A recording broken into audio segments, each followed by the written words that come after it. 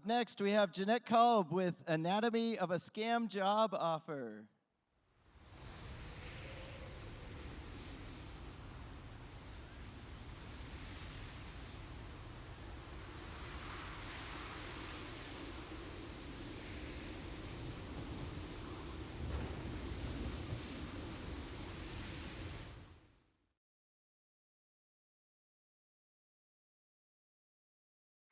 It helps if I turn on the microphone. Anyway, so unfortunately last week I got one of these. And I said, well, I guess I should talk about it, right? I don't have anything better to do.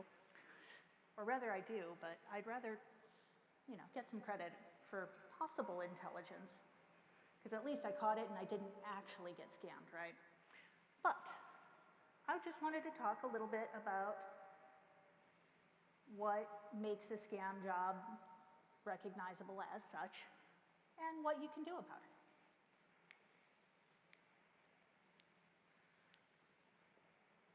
Clicker, please click.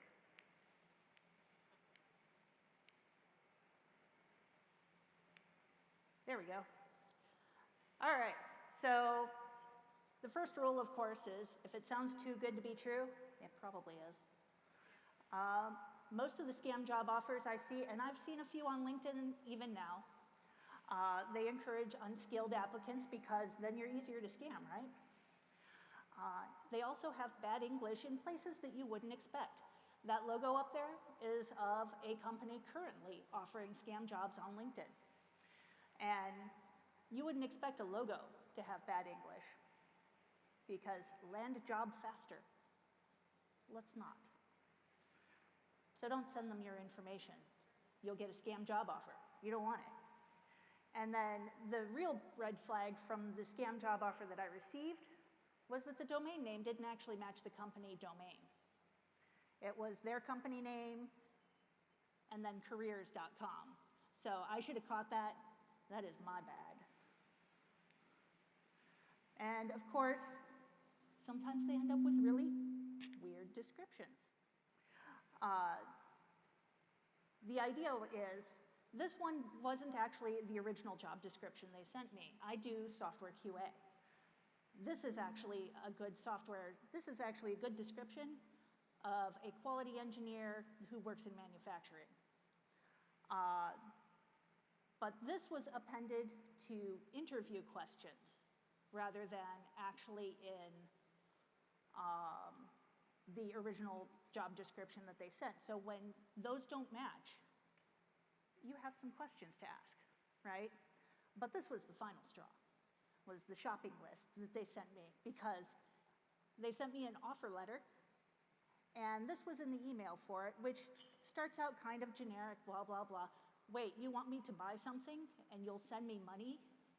Oh, this is clearly wrong. Especially once you get down to the actual list of stuff, because here you're getting a MacBook Pro with all of these specs, blah, blah, blah, blah, blah, and then wireless laser printer, weird, and then headset, whatever. Surge protector and automated time tracker proof hub. Wait, what? GitHub. Yes, I want to buy GitHub. And then, of course, Adobe Dreamweaver CC, which I'm a QA. What do you want me to get that for?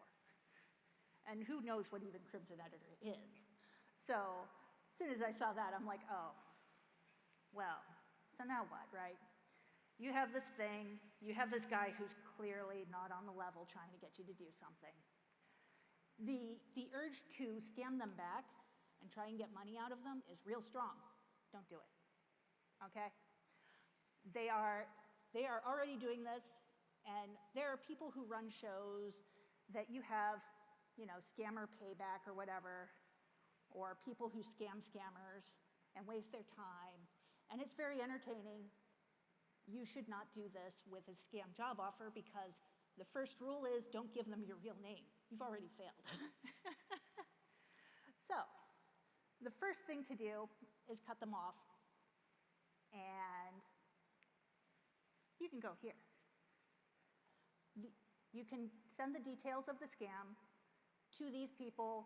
This is law enforcement. They will pick it up eventually. The wheels of justice grind slow but strong, right? But you're a little mad. You want to do a little more. And you've got a little more information, right? So these are a couple other things that I did. So one was, I found the company that was actually being impersonated, and they had like a little contact form for, hey, look, talk to us about sales, right? I said, hey, I found this guy who offered me a job theoretically from you. They were real interested. So I sent them the emails, and they said, we'll forward this to our legal team. And that was a little more satisfying, right? But the other thing was I did a who was on the domain, and it was blocked, of course, because they were using some sort of service for that. But the thing is, when I went to that service, they had an abuse form. So I filled that out, again, with enough details of the scam that I'm like, look, it's got the old buy this scam.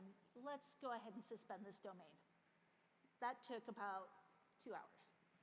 I got an email back saying, yeah, we suspended that. So there you go. That's all I got for you today, but hopefully this will help you if you ever get a scam job offer of your own.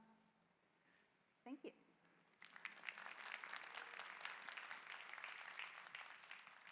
Thank you.